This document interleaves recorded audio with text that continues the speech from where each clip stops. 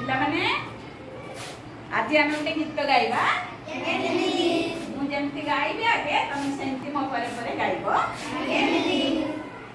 ଚକ ଗଡ଼ି ଯାଏ ଅଖ ଗଡ଼ି ଯାଏ ଗଡ଼ି ଗଡ଼ି ଯାଏ ରଥ ରଥପୁରେ ବିଜେ କାଳିଆ ବଳିଆ ସୁଭଦ୍ରା ଭଉଣୀ ମାତ ବରଷକ ଥରେ ରାକ୍ଷୀ ପୁନେଇରେ ଭଉଣୀ ଭାଇର ହାତେ ରାକ୍ଷୀ ବାନ୍ଧି ଦେଇ ସ୍ନେହ ଶ୍ରଦ୍ଧା ଆଶିଷ ମାଗଇ ଖେତେ। ପିଲାମାନେ ଗୀତଟା ଭଲ ଲାଗିଲା? ଆଉ ତମେ ସବୁ ବସିଯାଅ। ବର୍ତ୍ତମାନ ମୁଁ ତମକୁ ଗୋଟେ ପାଠ ପଢେଇବି ହେଲା।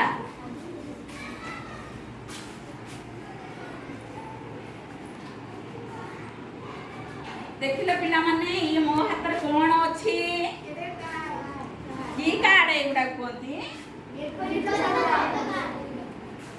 ନା ଶବ୍ଦ କାର୍ଡ ଅଛି ମୋ ହାତରେ। କିଛି କଣ ଅଛି?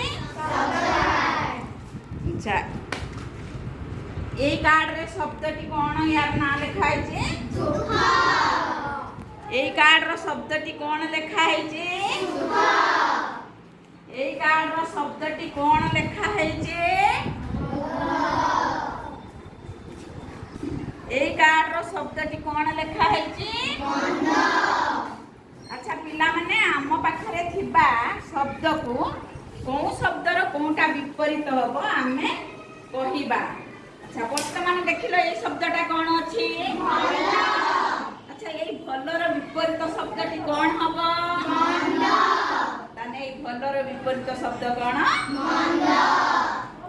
ଆଚ୍ଛା ପିଲାମାନେ କହିଲ ଏଇ ଶବ୍ଦଟି କଣ ଲେଖା ହେଇଛି? ଏଇ ସୁଖର ବିପରୀତ ଶବ୍ଦଟି କଣ ହବ ପିଲାମାନେ? ଏଇ ଶବ୍ଦଟା କଣ ଲେଖା ହେଇଛି? ତମେ ଜାଣିଲ ଆଜି ଭଲରେ ମନ୍ଦ ସୁଖରେ ଦୁଃଖ ବିପରୀତ ଶବ୍ଦ ହୁଏ। ଠିକ ସେଇପରି ଏଇ କଳାପଟାକୁ ଲକ୍ଷ୍ୟ କର। ମୁଁ ତମ ପାଇଁ ଏଇ କଳାପଟାରେ କେତୋଟି ବିପରୀତ ଶବ୍ଦ ଲେଖା ଆଣିଛି। ଆସିଲ ଶୁଭଲକ୍ଷ୍ମୀ ଏଠିକି ଆସିଲ। ବାଲ୍ଟିରେ ଥିବା ଶବ୍ଦ ଗୁଡ଼ିକୁ ତମେ ପଢ। ସରସ, ମୁଆ, ଶୁକ୍ଳ, ସୀମିତ, ଦରିଦ୍ର। ଜ୍ୟୋତିର୍ମୟ ଆସିଲ। କଳସୀରେ ଥିବା ଶବ୍ଦ ଗୁଡ଼ିକୁ ତମେ ପଢ। ଅସୀମ, ନିରାଶ, ଧନୀ, କୃଷ୍ଣ, ପୁରୁଣା। ଅମିତ ତମେ ଆସିଲ। ବାଲ୍ଟିରେ ଥିବା ଶବ୍ଦର କଳସୀରେ ଥିବା ବିପରୀତ ଶବ୍ଦ କୋଉଟା ହବ ତାକୁ ମ୍ୟାଚିଂ କରି କହିଲ ଦେଖିବା। ସରସର ନିରାଶ, ମୁଆର ପୁରୁଣା, ଶୁକ୍ଳର କୃଷ୍ଣ, ସୀମିତର ଅସୀମ, ଦରିଦ୍ରର ଧନୀ। ଆଚ୍ଛା ପିଲାମାନେ ଇଏ ଯାହା କହିଲା ଠିକ କହିଲା? ତାପରେ ତାଳି ମାରିକି ଏଇ ପଟରେ ଯୋଉ ଶବ୍ଦ ଗୁଡାକ ଅଛି ଏଇ ଶବ୍ଦର ବିପରୀତ ଲିଙ୍ଗ ଆମେ ଜାଣିବା। ମଧୁସ୍ମିତା ଆସିଲୁ। ଏଇ ଶବ୍ଦ ଗୁଡାକ ଯୋଉ ଲେଖା ହେଇଛି ପଢିଲ। ନର, ବୁଢା, ଇଷ୍ଟଦେବୀ, ବହୁ, ପିତୃ। ପ୍ରଫୁଲ୍ଲ ଆସିଲ। ୟାର ବିପରୀତ ଲିଙ୍ଗ କହିଲ କଣ ହବ? ନରର ବିପରୀତ ଲିଙ୍ଗ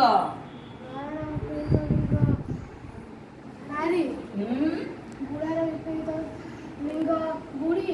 ଇଷ୍ଟଦେବୀର ବିପରୀତ ଲିଙ୍ଗ ଇଷ୍ଟଦେବ। ବହୁର ବିପରୀତ ଲିଙ୍ଗ ପୁଅ।